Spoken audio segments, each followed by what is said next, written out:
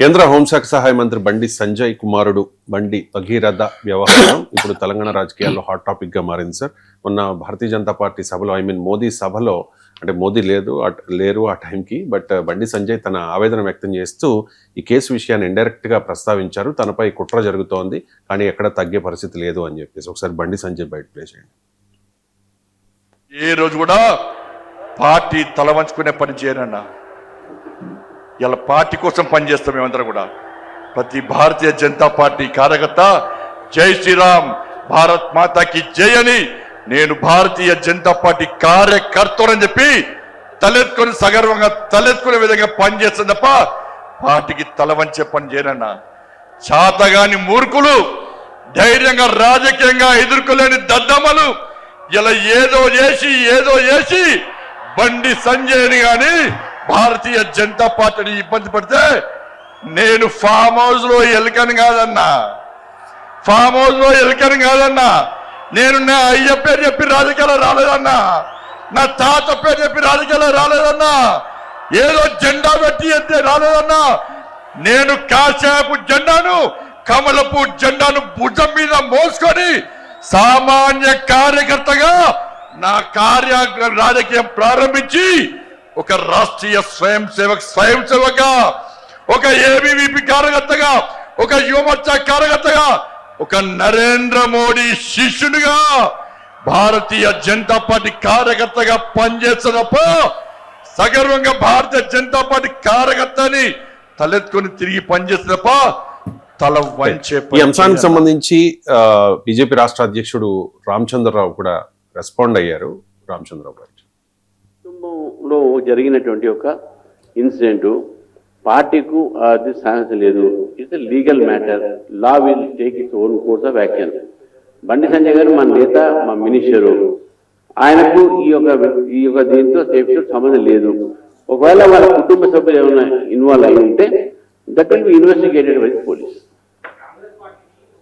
అదే కుటుంబంలో జరిగినటువంటి రైట్.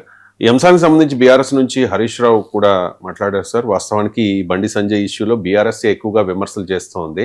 హరీష్ రావు అంటూ ఉన్నారు, సిట్ వేసి ఏంటి ఉపయోగం, కేసును నీరుగార్చే ప్రయత్నంలోనే రేవంత్ రెడ్డి సిట్ను వేశారు అని చెప్పేసి. హరీష్ బయట బండి భగీరథ్ విషయంలో సిట్టు వేయడం అంటేనే కేసును నీరుగార్చడం. ఇలా సిట్ ఎందుకు? సీదా కంప్లైంట్ ఉంది కదా. అసలు కంప్లైంట్ వచ్చి 4 రోజులైనా ఇప్పటిదాకా ఎందుకు అరెస్ట్ చేయలేదు? డైరెక్ట్ గా ఇప్పుడు మా బీఆర్ఎస్ పార్టీ మా క్రిషాంకో లేకపోతే మా నల్లబాలో రీట్వీట్ చేస్తే రాత్రి 1 గంటగా చెత్తకపోయినావు కదా. 12 బజే రాత్రి ఇంటికి వచ్చి రీట్వీట్ చేస్తే వాళ్ళేమి రేప్ చేయలే, మర్డర్ చేయలే, డ్రగ్స్ తీసుకోలే. ట్విట్టర్ లో వాళ్ళ అభిప్రాయాన్ని రీట్వీట్ చేసింది అంతే. దానికి 1 గంట రాత్రి పోయి బీఆర్ఎస్ కార్యకర్తలు అరెస్ట్ చేసి కేసుల మీద కేసులు పెట్టి పీటీ వారెంట్లు వేసి బెయిల్ రాకుండా లోపల పెట్టిన రేవంత్ రెడ్డి 4 రోజులైనా ఒక రేప్ కేసులో కంప్లైంట్ వస్తే ఇప్పటిదాకా నువ్వు అరెస్ట్ చేయలేదంటేనే నీ కుమ్మక్కు రాజకీయం బయటపడుతుంది. ఇక ఈ కేసులో పర్యవేక్షణాధికారిగా నియమితులైన కూకట్పల్లి డీసీపీ రితిరాజ్ మాట్లాడారు. పోలీస్ స్టేషన్లో ఒక ఎఫ్ఐఆర్ రిజిస్టర్ అయింది 684/2026. ఈరోజే నాకు ఆర్డర్స్ వచ్చింది ఈ కేసుకి రిజిస్ట్రేషన్కి సూపర్విజన్ చేయడానికి. అందుకే నేను ఈరోజు పెద్బషీరాబాద్ పోలీస్ స్టేషన్ వచ్చాను. ఇప్పుడు మన ఏసీపీ గారుతోటి అండ్ ఎస్హెచ్ఓ గారుతోటి ఇప్పటివరకు కేసులో ఏమేమి ఇన్వెస్టిగేషన్ జరిగింది, ఇది 8th మన దగ్గర రిజిస్టర్ అయింది. ఇప్పుడు ఇప్పటివరకు ఏమేమి జరిగింది, ఇంకా ఏం చేయాలి ప్రాపర్గా ఇన్వెస్టిగేషన్ చేయడానికి అన్నీ మేము డిస్కస్ చేశాము. ఒక ప్లాన్ ఆఫ్ యాక్షన్ డ్రాఫ్ట్ చేశాము. అదే ప్రకారంగా రేపు కూడా ఇది కంటిన్యూ అవుతుంది. విక్టిమ్ స్టేట్మెంట్ ఆల్రెడీ ఒకసారి రికార్డ్ అయింది, అది కూడా నేను చదివాను. ఇంకా ఫర్దర్గా మేము ఇంకా దీనిలో కొన్ని ఇన్ఫర్మేషన్ ఇంకా మనకు కావాలి. అందుకే మేము మళ్ళీ ఒకసారి ఆమెతోటి మాట్లాడతాము. అది ఖచ్చితంగా ఇది మనకు అతను దొరికితే, అతనికి ఆఫెన్స్ ప్రూవ్ అయితే మేము ఖచ్చితంగా అరెస్ట్ చేస్తాం. మన పెద్బషీరాబాద్ పోలీస్ స్టేషన్ అంటే ప్రజెంట్ హోంమంత్రి కుమారుడు పరారీలో ఉన్నారు అని చెప్పి కేటీఆర్ అంటూ ఉన్నారు సార్. ఇది దేశ చరిత్రలోనే మొదటిసారి అని చెప్పేసి. అండ్ ద న్యూస్ మినిట్ లో ఒక కథనం వచ్చింది సార్, చూపించండి స్క్రీన్ మీద. Delay in POCSO case on union minister Bandi Sanjay son, DGP says Modi visit kept cops busy అని చెప్పి, కాప్స్ అంతా బిజీగా ఉన్నారు కాబట్టి అందుకే డిలే అయిందని చెప్పేసి. సరే, ఈ వ్యవహారం మీద, కేసు మీద మీ కామెంట్స్. అంటే ఇది గత 3-4 days గా మీకు మీడియా, సోషల్ మీడియా, రాజకీయ వర్గాల్లో సంచలనమైంది. వాస్తవంగా నేను ఎప్పుడో మాట్లాడదాం అనుకున్నాను, కానీ let the information clearly come in అని. సో ఇప్పటి వరకు కాస్త కంక్లూజివ్ ఇన్ఫర్మేషన్ వస్తుంది. ఇందులో ఒకటి ఖచ్చితంగా బండి సంజయ్ సంబంధం ఉంది అని ఎవరు అనడం లేదు. రామచంద్రరావు అన్నాడు బండి సంజయ్కి ఏం సంబంధం, బీజేపీకి ఏం సంబంధం, బీజేపీకి సంబంధం ఉందని కూడా ఎవరు అనడం లేదు. ఖచ్చితంగా కుటుంబ సభ్యులు చేస్తే కుటుంబ సభ్యులే శిక్షార్హుడు, అందులో అనుమానం ఏం లేదు. కానీ కుటుంబ సభ్యులకు ఉన్న నేపథ్యం వల్ల ఈ విచారణ ఏమైనా ఎఫెక్ట్ అయితే అప్పుడు సమస్య. అందువల్ల మొదటిది ఈ కేసు వివరాలు చూస్తే బండి భగీరథ హిస్టరీ తీసినా కూడా ఆయన ఇలాంటి దురుసు ప్రవర్తన, కొట్టడము, తిట్టడము, అరెస్ట్ చేయడము, ఇప్పుడు ఇందులో ఆ అమ్మాయికి పెట్టిన దాంట్లో చాలా ఉన్నాయి అంశాలు. 2 FIRలు చూస్తే మనకు అర్థమవుతుంది. సో క్లియర్ గా అతను అంతకుముందు కాలేజీలో అంటే ఆల్రెడీ ఆ అఫెన్స్ హిస్టరీ ఉంది. ఈ అఫెన్స్ అని రేప్ ఆరోపణలే కాకపోవచ్చు, కానీ ఇతర అఫెన్స్ల మీకు హిస్టరీ ఉంది. ఉన్నప్పుడు police should have acted much more stronger కదా. సో అందులో ఇది క్లియర్ గా ఆ సమాచారాన్ని చూస్తే ఇద్దరు కూడా రిలేషన్షిప్ గురించి, దాని గురించి మొత్తం ఈవెన్ భగీరథ కూడా డినై చేయడం లేదు. అందువల్ల ఈ కేసు పోక్సో కేసు. ఇప్పుడు మీకు ఇన్వెస్టిగేటింగ్ ఆఫీసర్ కూడా ప్రూవ్ అయితే అరెస్ట్ చేస్తామంటున్నారు. మరి పోక్సో కేసుల్లో ఇతరులను కూడా ప్రూవ్ అయినప్పుడు అరెస్ట్ చేశారు, ముందు అరెస్ట్ చేశారు. మరి అంతకుముందు బండి సంజయ్ కూడా అన్నాడు కదా అరెస్ట్ చేయాలని. పోక్సో కేసులో అరెస్ట్ చేయాలని డిమాండ్ కూడా చేశారు కదా. అది ఇక్కడే సమస్య వస్తుంది. చట్టం ఇప్పుడు తన పని తాను చేసుకుంటూ పోతే ఇట్లెందుకు అవుతుంది? మీరు లేదు, రూల్ ప్రకారం మీరు లెట్ తెలంగాణ పోలీస్ డిక్లేర్ ఇంకా పోక్సో కేసుల్లో మేము ఎప్పుడైనా ప్రూవ్ అయినాకనే అరెస్ట్ చేస్తామని. మీరు ప్రూవ్ అయినాక అరెస్ట్ చేసిన ప్రూఫ్ వెంటనే అరెస్ట్ చేస్తారు ఇతరుల విషయంలో. ఇక్కడ మాత్రం ప్రూవ్ అయినాక అరెస్ట్ చేస్తామని ఇప్పుడు ఇంతకుముందే మాట్లాడారు, మీరు గమనించుంటారు. లాస్ట్ లో అరెస్ట్ చేస్తారా అంటే ప్రూవ్ అయినాక అరెస్ట్ చేస్తాం. మళ్ళీ కూడా ప్లే చేయండి అది మరి ప్రూవ్ అయినాక అరెస్ట్ చేయడం ఏంటి నాకు అర్థం కాని అంశం అది. ఒకసారి మళ్ళీ డీసీపీ రితిరాజ్ బైక్ రిజిస్టర్ అయింది 684/2026. ఈ రోజే నాకు ఆర్డర్స్ వచ్చింది ఈ కేసుకి రిజిస్ట్రేషన్కి సూపర్విజన్ చేయడానికి. అందుకే నేను ఈరోజు బషీరాబాద్ పోలీస్ స్టేషన్ వచ్చాను. ఇప్పుడు మన ఏసీపీ గారుతోటి అండ్ SHO గారుతోటి ఇప్పటివరకు కేసులో ఏమేమి ఇన్వెస్టిగేషన్ జరిగింది, ఇది 8th మన దగ్గర రిజిస్టర్ అయింది. ఇప్పుడు ఇప్పటివరకు ఏమేమి జరిగింది, ఇంకా ఏం చేయాలి ప్రాపర్గా ఇన్వెస్టిగేషన్ చేయడానికి అన్నీ మేము డిస్కస్ చేశాము. ఒక ప్లాన్ ఆఫ్ యాక్షన్ డ్రాఫ్ట్ చేశాము. అదే ప్రకారంగా రేపు కూడా ఇది కంటిన్యూ అవుతుంది. విక్టిమ్ స్టేట్మెంట్ ఆల్రెడీ ఒకసారి రికార్డ్ అయింది, అది కూడా నేను చదివాను. ఇంకా ఫర్దర్గా మేము ఇంకా దీనిలో కొన్ని ఇన్ఫర్మేషన్ ఇంకా మనకు కావాలి. అందుకే మేము మళ్ళీ ఒకసారి ఆమెతోటి మాట్లాడతాము. అది ఖచ్చితంగా ఇది మనకు అతను దొరికితే, అతనికి ఆఫెన్స్ ప్రూవ్ అయితే మేము ఖచ్చితంగా అరెస్ట్ చేస్తాం. మన Basheerabad police station offence prove అయితే జైలుకి పోతారు, అరెస్ట్ కాదు. అఫెన్స్ ప్రూవ్ కావాల్సింది కోర్టులో కదా. అంతే, అరెస్ట్ మీకు ప్రైమా ఫేసి ఎవిడెన్స్ ఉంటేనే అరెస్ట్ చేస్తారు. కొన్ని కేసుల్లో ఇప్పుడు పోక్సో కేసు ఇది వెరీ సీరియస్ కేసు. మీరు నా పాయింట్ అదే, తెలంగాణ పోలీస్ ఇంత ఉదారంగా మిగతా కేసుల్లో ఉందా? పోక్సో కేసుల్లో మిగతా అన్ని కేసులు ఇదే ఉదారంగా ఉందా? మరి ఇక్కడ మాత్రం అఫెన్స్ ప్రూవ్ అయితే అనేది కదా, అఫెన్స్ ప్రూవ్ ఇప్పుడు అవుతుంది. అది అఫెన్స్ మనకు తెలియదు ఏమన్నది, మరి ఎందుకు అరెస్ట్ చేస్తలేరు అనే ప్రశ్న ఖచ్చితంగా వస్తాయి కదా. పోలీస్ అఫీషియల్స్ యొక్క ఇన్ఎఫిషియన్సీ అనలేం కదా. ఇప్పుడు డీసీపీకి లా తెలియదా, పోక్సో చట్టం తెలియదా? అంత అమ్మాయి అట్లా ప్రూవ్ అయితే అరెస్ట్ చేస్తాము అని ఎందుకంటారు? షీ నోస్ కదా లా పోక్సో చట్టం తెలుసు, లా తెలుసు. మీకు ఆ కేసు క్రైమ్ కేసు మనలాంటి వాళ్ళకి అర్థమవుతుంది, వెరీ సీరియస్ కేసు అని కదా, సీరియస్ అలిగేషన్స్. సో అందువల్ల అరెస్ట్ అయినంత మాత్రానే నేరస్తులు కాదు కూడా, కానీ అరెస్ట్ అయితే చేయాలి కదా. మరి ఎందుకు ఇప్పటి వరకు అరెస్ట్ చేస్తున్నారు? 4 రోజులైనాక కూడా అరెస్ట్ చెయ్యకపోగా ఆ అమ్మాయి పైన ఒత్తిళ్లు కూడా పెరుగుతున్నాయని కూడా ఆ అమ్మాయి కంప్లైంట్ లో రాశారు. సో అందువల్ల మీకు అరెస్ట్ చేస్తానికి బేసిక్ ప్రిన్సిపల్స్ ఏంటి? ఒకటి, చట్టానికి దొరకకుండా పోతాడు అనుకున్నప్పుడు అరెస్ట్ చేయాలి. ఆల్రెడీ పరారీలో ఉన్నాడని పేపర్లు రాస్తున్నారు.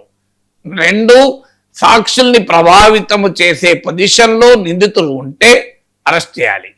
సాక్షులను ప్రభావితం చేసే పొజిషన్లో నిందితులు ఉన్నాడు, కేంద్ర హోంమంత్రి, హోంశాఖ సహాయ మంత్రి కొడుకు. 3, సాక్షులకు ప్రమాదం ఉంటే, సాక్షులు కాదు ఇక్కడ మీకు ఏకంగా కంప్లైంట్ చేసిన వేరే, ఫిర్యాదు చేసిన వారే మా పైన ఒత్తిడి ఉందని కంప్లైంట్ చేశారు. సాక్షుల తర్వాత సంగతి. ఇది 3rd ఫ్యాక్టర్. సో ఇక మిగతా ఏంటి, మీకు ఇంకా ఇంతకన్నా కావాల్సింది ఏంటి?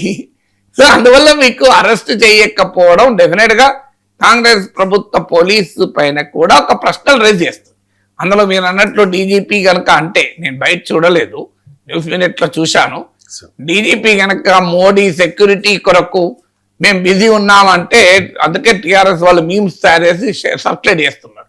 ఇక నుంచి మనం ఎవరైనా మర్డర్లు చేసేవారు మోడీ మీటింగ్ చూసుకొని మర్డర్లు చేస్తారు, అత్యాచారాలు చేసేవాళ్ళు ఎవరైనా విఐపీల మూవ్మెంట్ చూసి అత్యాచారం. రాష్ట్ర పోలీస్ చీఫ్ ఆ రకంగా మాట్లాడితే అంతకన్నా బాధ్యత రాహిత్యం ఏముంటుంది? Can you imagine? So Modi సెక్యూరిటీలో మేము బిజీ ఉండి కేసు పెట్టలేదు అంటే ఎవరు నమ్ముతారు? సో అందువల్ల క్లియర్ గా కనబడుతుంది, నేరము జరిగినట్లుగా భగీరథ అక్యూజ్డే కాదు, there is a prima facie evidence కనబడుతోంది. అది నిలబడుతుందా, రేపు కోర్టులో నిలబడదా నాకు తెలియదు. నేను కాదు నేరాన్ని రుజువు చేసి శిక్ష విధించాల్సింది, అది న్యాయ వ్యవస్థ చెయ్యాలి. కానీ ఆరోపణలు చూస్తే ప్రైమా ఫేసి జరిగి ఉండే అవకాశం ఉందండి. ఎందుకంటే కోర్టులైనా ఎప్పుడైనా బెయిల్ ఇచ్చే ముందు కానీ, పోలీసులు అరెస్ట్ చేసే ముందు కానీ చూడాల్సింది ఏంటంటే ప్రైమా ఫేసి కేసులో ఏమైనా పస ఉందా అని చూడాలి. అది fundamental principal. Prima facie clear గా భగీరథ పాత హిస్టరీ తీసిన 2 ఆయన కూడా కేసు పెట్టాడు చూసినా క్లియర్ గా there is a greater probability. We really don't know ఏం జరుగుతుంది తర్వాత, అది కోర్టులో ఏం తెలుస్తుంది మనకు తెలియదు. కానీ ప్రైమా ఫేసి అయితే, అంటే ప్రాథమికంగా చూస్తే నేరము జరగటానికి అవకాశం ఉంది గనక, అది పోక్సో చట్టం గనక చర్యకు ఎందుకు పోలీసు వెనకాడుతుంది అరెస్ట్కు అనే క్వశ్చన్ క్లియర్గా కనబడుతుంది. ఇక 2వది, మరి వారిని ఇన్ఫ్లుయెన్స్ చేయడానికి జరుగుతున్న ప్రయత్నాల గురించి ఆరోపణలు ఉన్నాయి. అన్నిటికీ మించి అమ్మాయి పైన తీవ్రమైన అటాక్ కూడా జరుగుతుంది. ఇప్పుడు అమ్మాయి విక్టిమ్ గా ఉన్నప్పుడు సాధారణంగా అమ్మాయిల విషయంలో ఎప్పుడైనా ఇదే జరుగుతుంది. వెంటనే అమ్మాయి క్యారెక్టర్ను క్వశ్చన్ చేస్తూ పెద్ద ఎత్తున కథనాలు వస్తాయి. అదేదో మనకు నిజం తెలియదు కానీ, బట్ అఫెన్సివ్ అగ్రెసివ్ గా హనీ ట్రాప్ అని మీడియాలో, ప్రధాన స్రవంతి మీడియాలో కూడా, అలాగే సోషల్ మీడియాలో కూడా కౌంటర్ క్యాంపెయిన్ నడుస్తుంది. ఈవెన్ వీడియోలు, ఫోటోలు రిలీజ్ అవుతున్నాయి. బట్ ఏదైనా నేరం ఆఖరికి ఎవరు చేశారో, అమ్మాయిదా అబ్బాయిదా ఇద్దరిదా, అది కోర్టు తేలుతుంది. కానీ ఆ రకంగా ఒక బాధితురాలుగా చెప్తున్న అమ్మాయి క్యారెక్టర్ను అటాక్ చేయాల్సిన, అసాసినేట్ చేయాల్సిన అవసరం లేదు. అది ఎట్టి పరిస్థితుల్లో అంగీకరించకూడదు. 3వది, దీని పాలిటిక్స్ తో లింక్ చేయాల్సిన అవసరం లేదు. బండి సంజయ్ కూడా చేస్తున్న తప్పేంటంటే దాన్ని మోడీ బహిరంగ సభలో ప్రస్తావించాల్సిన అవసరమే లేదు కదా. ఒకవైపు రామచంద్రరావు ఏమంటున్నాడు, బీజేపీకి సంబంధం లేదు అంటున్నాడు, బీజేపీకి సంబంధం లేదు, బండి సంజయ్ సంబంధం లేదు అంటున్నాడు. మరి బండి సంజయ్ ఎందుకు మరి బహిరంగ సభలో ప్రస్తావించాడు? సో దాన్ని ప్రస్తావించాల్సిన అవసరం లేదు. Let the law. రామచంద్రరావు తీసుకున్న స్టాండ్ ఏంటి? చట్టం తన పని తాను చేసుకుంటూ పోతుంది. బండి సంజయ్ కూడా అదే స్టాండ్ తీసుకోవాలి కదా. అఫ్ కోర్స్ ఆయనకు పర్సనల్ గా ఎఫెక్ట్ అయ్యే వరకు కాస్త ఎమోషనల్ కావచ్చు, బట్ ఎమోషనల్ సిచ్యువేషన్ లోనే కదా పొలిటికల్ మెచ్యూరిటీ చూపెట్టాల్సింది. సో అందువల్ల దాన్ని రాజకీయంగా లింక్ చేసి తన పైన జరిగే రాజకీయ దాడిగా, ఇదే simple case of crime allegation. History గతంలో వీడియోలు కూడా ఉన్నాయి, కాలేజీలో తిట్టింది, కొట్టిన వీడియోలు కూడా సర్క్యులేట్ అవుతున్నాయి.